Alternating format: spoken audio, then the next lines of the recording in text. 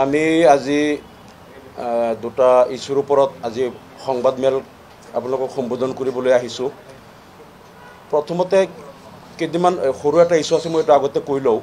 কেইদিনমান পূৰ্বে যিটো কেবিনেট ডিচিশ্যন ল'লে অসম চৰকাৰে যে যিবিলাক সমষ্টিত টাউন আছে সেই সমষ্টিবিলাকত জিলা পৰিষদ সমষ্টি পুনৰ্গঠন কৰোঁতে 30,000 জনসংখ্যাৰ বিপৰীতে এটা জিলা পৰিষদ সমষ্টি গঠন কৰা হ'ব।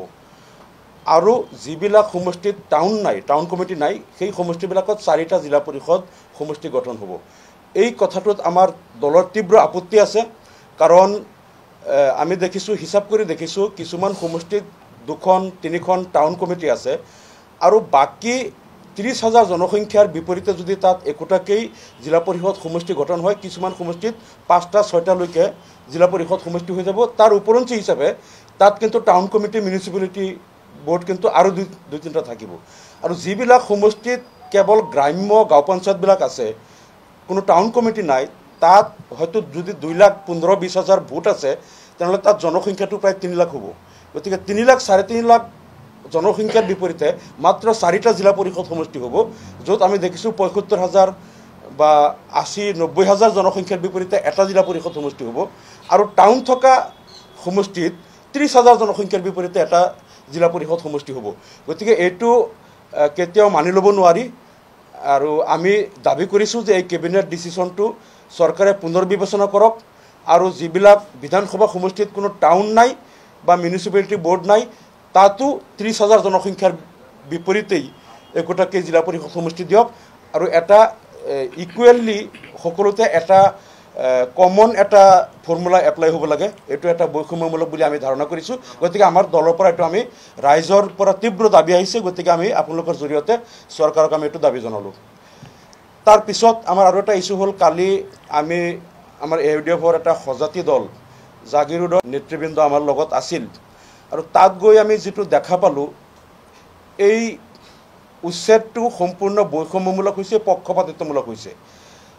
সেই শিলসাকুত প্ৰায় 4-5টা বেলেগ বেলেগ জনগোষ্ঠীৰ লোক আছে, কিন্তু তাত বাছি বাছি নিৰ্দিষ্ট এটা ধৰ্মৰ এটা জনগোষ্ঠীৰ লোককহে উচ্ছেদ কৰা হ'ল, তেওঁলোকৰ ঘৰ দুৱাৰ ভাঙি দিয়া হ'ল। আৰু বাকী কিছুমান জনগোষ্ঠীক তাতে কোৱা হ'ল যে তোমালোকক আমি ব্যৱস্থা কৰি আছোঁ, তোমালোক যাব নালাগে। এইটো পক্ষপাতিত্বমূলক হৈছে, আমি তাৰ তীব্ৰ প্ৰতিবাদ কৰিছোঁ। আৰু দ্বিতীয় কথাটো হ'ল, এই মাটিটো ৰেলৱেৰ মাটি বুলি কোৱা হৈছে, কিন্তু আচলতে ৰেল লাইনটো এইফালে যোৱা নাই। যিটো জাগিৰোড হৈ উজনি অসমলৈ যোৱা ৰেল লাইনটো ইয়াৰ পৰা 1 কিলোমিটাৰ আঁতৰেদি গৈছে। ইয়াতে এটা পাথৰ কুঁৱেৰী আছিলে প্ৰায় 30-40 বছৰ আগত। সেই পাথৰ কুঁৱেৰীৰ পৰা পাথৰ মালবিলাক নিবলৈ ৰেল লাইনটো এক্সটেণ্ড কৰি এই পাহাৰলৈকে আনিছিল, যে এই কুঁৱেৰীৰ পৰা ইয়াতে মূল যিটো ৰেল লাইন তালৈকে মাল নিবলৈ। কিন্তু সেই পাথৰ কুঁৱেৰীও আজি নাই, ৰেল চলাচলো নাই, ৰেল লাইন জাগাই ৰেল লাইন পুতি ওপৰেদি ৰাস্তা বনাই দিছে, ৰেলৰ কোনো প্ৰয়োজনৰ মাটিয়েই নহয়।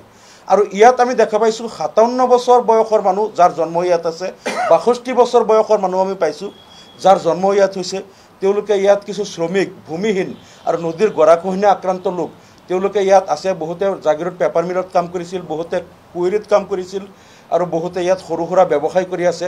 এই লোকসকলক অপ্ৰয়োজনীয়ভাৱে ইয়াত উচ্ছেদ কৰা হ'ল, য'ত ৰেল লাইনৰ কাৰণে, ৰেলৱেৰ বিভাগৰ কাৰণেও এই মাটিৰ একো প্ৰয়োজন নাই, কুঁৱেৰীও নাই একো। গতিকে এই মানুহ 50-60 বছৰ ধৰি বসবাস কৰা মানুহসকলক আক্ৰোশমূলকভাৱে ইয়াত উচ্ছেদ কৰা হ'ল। আৰু কিছুদিন পূৰ্বে নিৰ্বাচনৰ সময়ত মন্ত্ৰী পীযুষ হাজৰিকাই জাগিৰোড সমষ্টিত, তেওঁ নিজৰ সমষ্টি হয়তো, তেওঁ জেগাই কৈছিল যে মই ভোট চাম, যদি আমাৰ প্ৰাৰ্থী জিকিব নোৱাৰে তেনেহ'লে কিন্তু আমি তাৰ কাৰণে কিন্তু আমি ব্যৱস্থা ল'ম। আৰু ভাবুকি দিছিল, ভয়, আমাৰ সন্দেহ হৈছে যে প্ৰাৰ্থী সুৰেশ বৰা জিকিব নোৱাৰাৰ কাৰণে আক্ৰোশমূলকভাৱে নিৰ্দিষ্ট জনগোষ্ঠীৰ লোকক তেওঁলোকে উচ্ছেদ কৰি বা তেওঁলোকৰ ওপৰত এটা প্ৰতিশোধমূলক ব্যৱস্থা চৰকাৰে গ্ৰহণ কৰিছে, তাক আমি গৰিহণা দিছোঁ। আৰু আমাৰ দাবীটো হ'ল যে উচ্চতম ন্যায়ালয়ৰ দুটামান জাজমেণ্ট মই পাইছোঁ, এটা বিহাৰৰ আৰু এটা উত্তৰ প্ৰদেশৰ জাজমেণ্ট। তাত আছিল যে উচ্ছেদ যদি চৰকাৰৰ কোনো ভূমিত প্ৰয়োজন হয় আৰু তাৰ পৰা যদি উচ্ছেদ কৰিব লাগে, সেই মানুহসকলক বিকল্প সংস্থাপন নিদিয়াকৈ উচ্ছেদ কৰাটো বেআইনী। সেই লোকসকলক বিকল্প সংস্থাপন দিয়াৰ পিছতহে তেওঁলোকক উচ্ছেদ কৰিব পাৰিব বা আঁতৰাব পাৰিব। আৰু উচ্চতম ন্যায়ালয়ে এই কথাটো স্পষ্ট কৰিছিল, বিকল্প সংস্থাপন মানেই তেওঁলোকক এডোখৰ ভূমি দি কেৱল এটা ঘৰ বনাই দিলেই বিকল্প সংস্থাপন নহয়, তেওঁলোকৰ ঘৰৰ সকলো আচবাব পত্ৰ, তেওঁলোকৰ খোৱা বোৱাৰ বাচন বৰ্তন, কাপোৰ কানি আৰু এখন ঘৰৰ প্ৰয়োজনীয় যিমান তেওঁলোকৰ বয় বস্তু লাগে সকলো বস্তু বাহানি দি পেলাই তেওঁলোকক ঘৰ দি সংস্থাপন দিয়াটোহে বিকল্প সংস্থাপন। এইটো ক্লিয়াৰিফাই কৰি দিছে উচ্চতম ন্যায়ালয়ে। গতিকে উচ্চতম ন্যায়ালয়ৰ সেই ভাৰ্ডিকটোক ইয়াত ভাইলেট কৰা হৈছে আৰু আক্ৰোশমূলকভাৱে নিৰ্দিষ্ট জনগোষ্ঠীৰ লোকক তেওঁলোকে ইয়াত উচ্ছেদ কৰিছে। আমি তাৰ গৰিহণা দিছোঁ আৰু আমি দাবী কৰিছোঁ অতি সোনকালে এই লোকসকলক ভূমি আৰু তেওঁলোকক ঘৰ বনাই যাৱতীয় বয় বস্তুসহ সংস্থাপন দিয়ক আৰু অসমত চৰকাৰে উচ্ছেদ নীতি আক্ৰোশমূলকভাৱে নিৰ্দিষ্ট জনগোষ্ঠীৰ লোকক তেওঁলোকে আক্ৰমণ কৰিবলৈ বা প্ৰতিশোধ পূৰণ কৰিবলৈ এই উচ্ছেদ ব্যৱস্থা বন্ধ কৰক। এটা সুনিৰ্দিষ্ট উচ্ছেদ নীতি অসমত আহিব লাগে যে বিকল্প সংস্থাপন নোহোৱাকৈ কোনো ভূমিহীন লোকক উচ্ছেদ কৰিব নোৱাৰিব। এনেধৰণৰ এটা আইনৰ প্ৰয়োজন আছে। আমি দাবী কৰিম অহা বিধানসভা নিৰ্বাচনত যাতে এনেকুৱা এটা আইন আহে আৰু নিৰ্দিষ্ট জনগোষ্ঠীক চৰকাৰে যাতে এনেকৈ বাৰে বাৰে অত্যাচাৰ কৰিব নোৱাৰে।